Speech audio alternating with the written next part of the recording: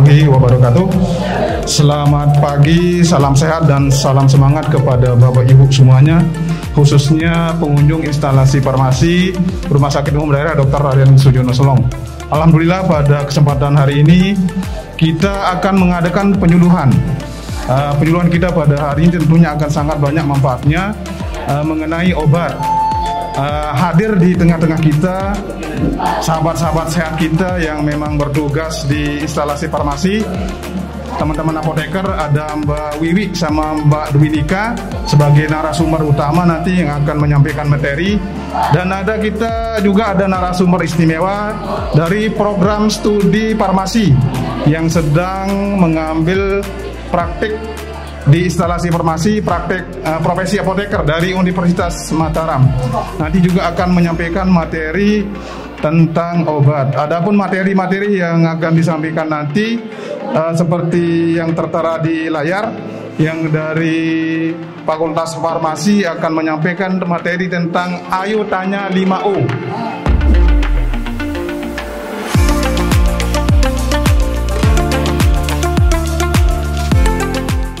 Kami untuk memperkenalkan diri, saya Nurmayanggi Olesa Fitri, dan ini namanya saya Mbak Hidananda Safriana. Kami dari mahasiswa profesi apoteker Universitas Mataram. Izin untuk mempresentasikan terkait dengan Ayo Tanya 5O. Jadi ini sebelum kita mendapatkan obat atau saat kita mau mengkonsumsi obat, kita harus tahu apa itu 5O. Apa sih itu 5O? Jadi sebelum kita mendapatkan obat, kita harus tahu apa itu 5O. Sekarang kita akan ketahui bersama-sama apa itu 5O. Ada 5O. O yang pertama yaitu obat ini apa nama dan kandungannya. Jadi untuk kita mengkonsumsi obat itu, kita harus tahu apa nama obat yang akan kita konsumsi dan apa kandungan dari obat yang akan kita konsumsi. Nama dan kandungannya itu, nama obat pada kemasan dapat berupa nama generik saja atau nama dagang. Nah, biasanya ada di halaman depan untuk kemasan obat kita. Kemudian untuk kandungannya itu adalah komposisi obat atau zat berkhasiat yang akan efektif untuk kesembuhan kita, kebutuhan tubuh kita.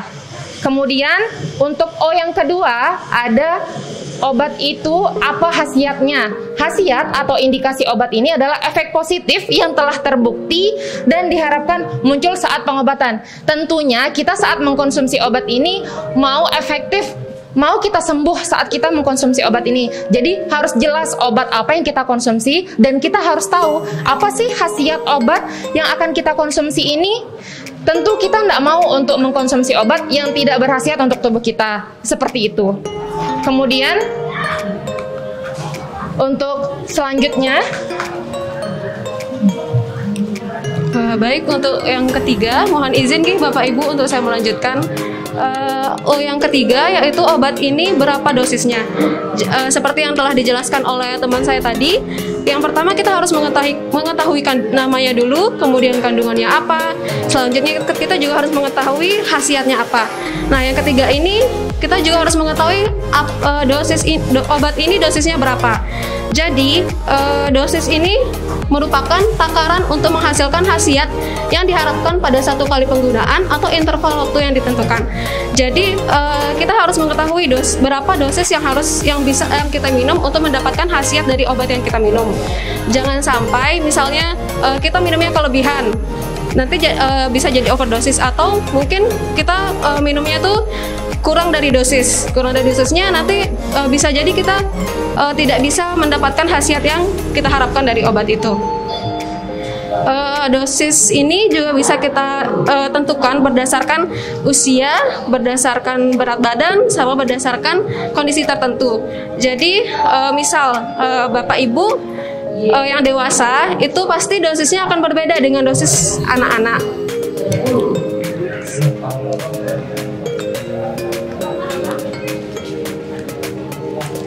Selanjutnya, yang keempat, obat ini bagaimana cara menggunakannya. Jadi setelah kita mengetahui terkait dosis obat yang kita minum, selanjutnya kita juga harus mengetahui cara menggunakan obatnya. Cara menggunakan obat atau aturan pakai itu disesuaikan dengan bentuk sediaan obat, informasi tambahan yang diberikan, dan kondisi khusus lainnya. Misalnya obat yang diminum 3 kali sehari itu Bapak Ibu bisa minumnya setiap 8 jam. Kemudian obat yang diminum 2 kali sehari itu diminumnya 12 jam, setiap 12 jam. Selain itu juga ada sirup kering. Mungkin Bapak Ibu yang punya anak-anak yang biasa diresepkan sirup kering amoxicillin misal, itu kan kita larutkan dulu dengan air sampai tanda batas atau volume yang ditentukan. Kemudian ada obat suppositoria. Obat suppositoria ini biasa dimasukkan cara minumnya, cara penggunaannya, mohon maaf, cara penggunaannya dimasukkan ke dalam anus atau dari belakang.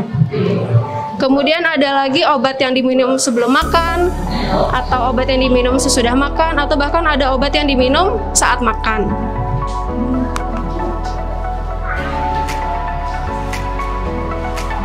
Yang terakhir yaitu obat ini apa efek sampingnya.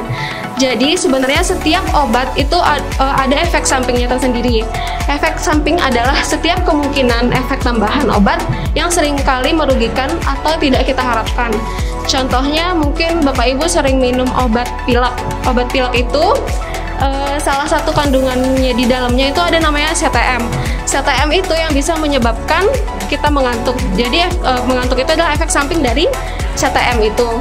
Kemudian ada juga obat metformin, obat diabetes. Mungkin Bapak Ibu yang diabetes itu juga ada efek sampingnya. Efek sampingnya seperti mual.